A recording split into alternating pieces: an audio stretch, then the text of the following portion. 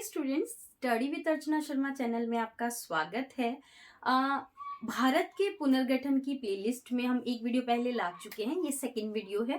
देखिए, जब भारत स्वतंत्र हुआ, ये बात मैं पहले भी बता चुकी हूँ पिछले वीडियो में।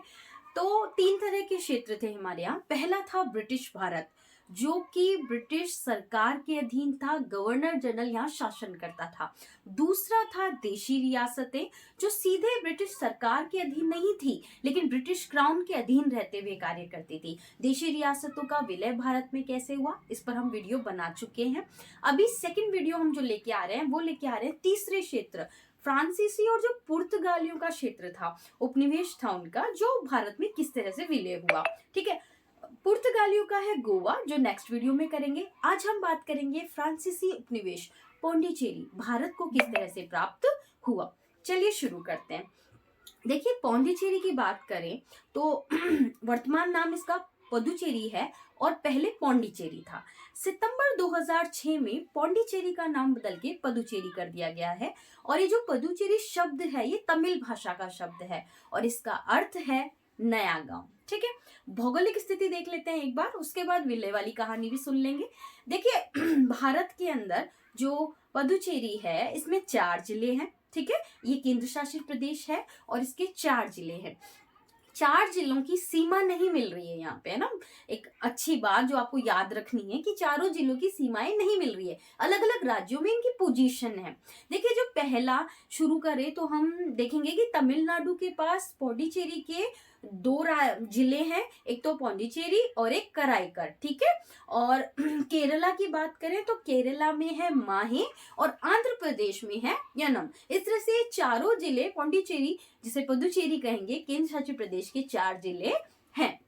अब हम इसकी थोड़ी सी हिस्ट्री देखते हैं और फिर देखेंगे कि भारत में इसका विलय कैसे हुआ। एक लंबे टाइम तक ये एरिया फ्रांसीसी उपनिवेश बना रहा। ठीक है, और जिस तरह से हम ब्रिटिश भारत से आजाद हुए, उसी तरह से फ्रांसीसी उपनिवेश से आजाद होकर स्वतंत्र भारत का हिस्सा बना।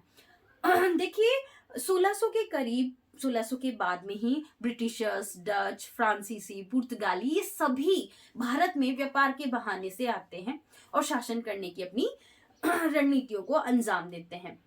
1673 से 74 तक आते आते फ्रांसीसी ईस्ट इंडिया कंपनी ने यहाँ पौंडीचेरी में एक व्यापारिक केंद्र स्थापित कर दिया।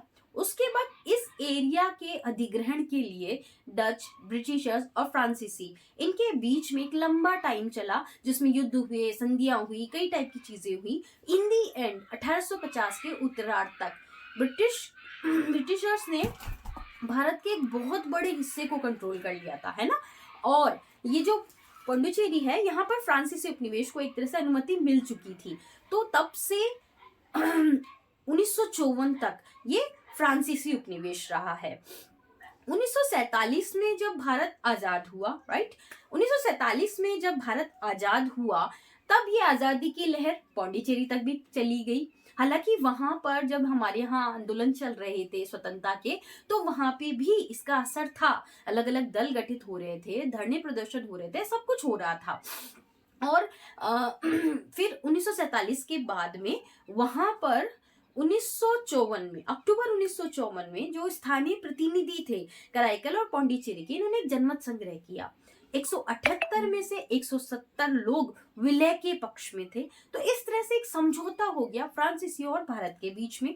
ये हुआ 1 नवंबर 1954 को और भारत को पौंडीचेरी प्राप्त हो गया। इसलिए इसका विलय दिवस मनाया जाता है 1 नवंबर को। हालांकि स्वतंत्रता दिवस 1 नवंबर नहीं है इसका, क्योंकि फ्रांसीसी संसद ने ये जो सत्ता हस्तांतरण का प्रस्ताव था, ये पारित किया मई 1962 में और औपचारिक रूप से पौंडीचेरी भारत को प्राप्त हुआ या सत्ता हस्तांतरण हुआ, वो हुआ 16 अगस्त 1962 को।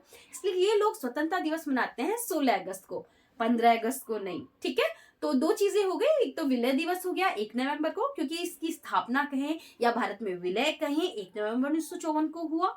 और औपचारिक रूप से सत्ता हस्तांतरण और इसे फ्रांसीसी उपनिवेश से स्वतंत्र होकर भारत का एक हिस्सा माना गया 16 अगस्त 1962 को।